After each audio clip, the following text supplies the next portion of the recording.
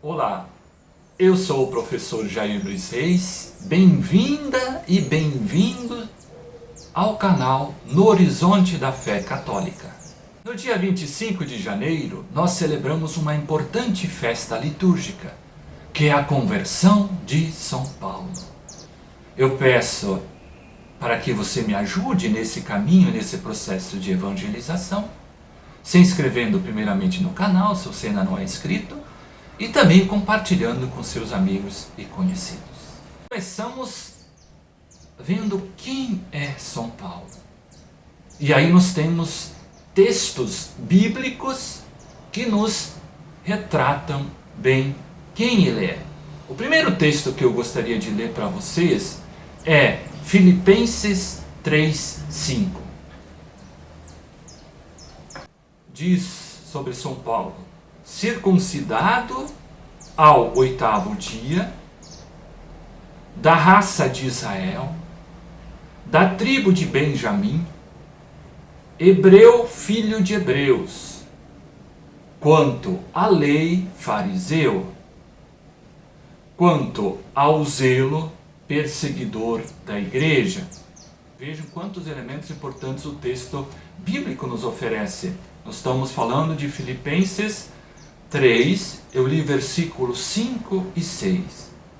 Então é importante ver aqui primeiro, ele já começa a falar da sua circuncisão, a circuncisão que aconteceu no 8º dia. Então ele é hebreu, filho de hebreu, e quanto à lei, fariseu. Isto é, um observante profundo da lei. Ele diz, o texto próprio, fora perseguidor da igreja. Então, quanto à justiça que não há na lei, é irrepreensível. Outro texto que eu gostaria de ler é Atos dos Apóstolos, capítulo 21, versículo 39. Então, Paulo, sobre sua origem, em Atos dos Apóstolos, no capítulo 21, versículo 39, ele diz: eu sou judeu de Tarso, cidadão de uma cidade insígne. Agora, porém, peço-te permitir para falar ao meu povo. Então ele é judeu de Tarso da Cilícia. Essa cidade que possui um renome. Estou seguindo a leitura aqui na Bíblia de Jerusalém e vamos seguindo. A festa litúrgica ela é celebrada no dia 25 de janeiro, que é a data da conversão do apóstolo dos gentios. Então, pelo que os estudiosos apontam, então São Paulo nasceu por volta do ano 5 da era cristã. Então ele é de uma cidade grande, já falamos de Tarso, do Império Romano, ele é cidadão romano. Então a conversão do apóstolo São Paulo, pelo que os estudiosos apontam, ela aconteceu por volta dos seus 35 anos de idade. É importante frisar que São Paulo ele é um judeu praticante assíduo da lei judaica. Sua conversão ela vem narrada em Atos dos Apóstolos, lá no capítulo 9, 1 a 25. Eu vou destacar os principais elementos deste texto. Eu vou começar a ler esse trecho do versículo 3 seguintes. Estando ele, claro, São Paulo, em viagem e aproximando-se de Damasco, subitamente uma luz vinda do céu o envolveu de claridade.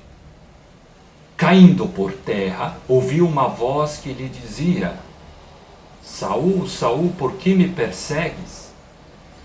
Ele perguntou: quem és, Senhor? E a resposta: eu sou Jesus, a quem tu persegues. Mas levanta-te, entra na cidade e te dirão o que deves fazer. Estão em Atos dos Apóstolos, capítulo 9, o versículo 5 e 6. Então esse trecho fundamental, depois vale a pena dar uma olhada em todo o capítulo 9 de Atos dos Apóstolos. Nós temos o próprio Senhor que o chama, o próprio Senhor que pede para que ele deixe de ser perseguidor e se transforme em apóstolo. Esse chamado pessoal, esse chamado direcionado diretamente para ele. Então é o Senhor que o escolhe, é o Senhor que o chama para ser apóstolo, para ser uma das colunas fundamentais que sustentam a igreja junto com o apóstolo São Pedro. Então a passagem dessa conversão é de um fariseu para um apóstolo de Cristo. Mas o que é interessante perceber que ele vai ser apóstolo dos pagãos. E vai ter uma tarefa fundamental para ajudar para que Cristo seja conhecido até os confins da terra. É esse empenho de levar o Evangelho de Cristo a todas as criaturas. E claro, aos pagãos também, ninguém deve ficar de fora. Então todos em Cristo fazem parte do povo de Deus. O povo de Deus tem agora a referência fundamental que é Jesus Cristo. Não está atrelado mais a uma raça, a determinada condição social, a gênero, não. Agora a questão é a fé em Jesus Cristo. E o cerne dessa fé, como nós vemos nos próprios relatos das cartas paulinas, é a ressurreição. Essa conversão do apóstolo, ela é muito marcante. Eu gostaria de ler um trecho para vocês de Gálatas 2:20, que mostra essa mudança, essa transformação plena. Um texto muito bonito. Então é Gálatas 2:20. Eu só vou começar no 19 para a gente entender um pouco o contexto. De fato, pela lei, morri para a lei, a fim de viver para Deus. Fui crucificado junto com Cristo. Já não sou eu que vivo, mas é Cristo que vive em mim. Minha vida presente na carne, vivo-a pela fé no Filho de Deus, que me amou e se entregou a si mesmo por mim. Então veja essa transformação total, essa conversão plena. É Cristo que vive nele, é Cristo que o transforma. É o Filho de Deus que nos redimiu, e por este Filho de Deus nós nos tornamos filhos e filhas de Deus. A nossa filiação divina, ela parte da filiação de Deus. Então tem um postulado muito bonito da teologia que diz: o que Cristo foi segundo a natureza, porque Ele é Deus junto com o Pai e o Espírito Santo, nós somos por graça, pela graça de Cristo, por aquilo que Cristo fez. Isso que São Paulo expressa, isso que São Paulo enfatiza, é Cristo que vive nele. É Cristo que o faz anunciar o Evangelho a todas as criaturas. Foi esta conversão que teve iniciativa, claro, de Deus, que o converteu, que o chamou para ser apóstolo dos gentios, porque o Evangelho precisava também chegar àqueles que ainda não tinham fé, aqueles que ainda não conheciam o Deus único. São Paulo é chamado para levar o Evangelho para eles.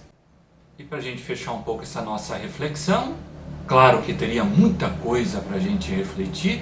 Então São Paulo vem da diáspora, ele vem fora do contexto da Palestina.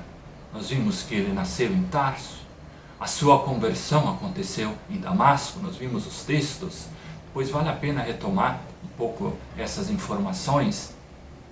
Ele era alguém que era um profundo perseguidor da igreja, e ele é chamado, ele atende a sua vocação e se torna o apóstolo dos gentios.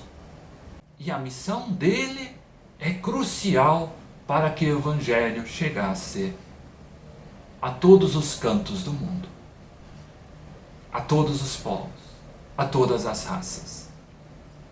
E esse também é empenho e a missão e a vocação da igreja.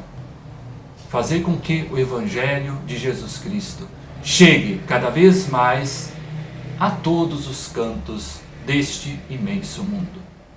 Obrigado pela atenção de vocês. Se você gostou da reflexão, não precisa ter vergonha. Pode ser os comentários mais simples. Os comentários mais simples são os mais generosos. Podem comentar lá, porque isso é importante para que juntos nós consigamos cada vez mais evangelizar por este meio. Obrigado pela atenção, grande abraço e até a nossa próxima oportunidade.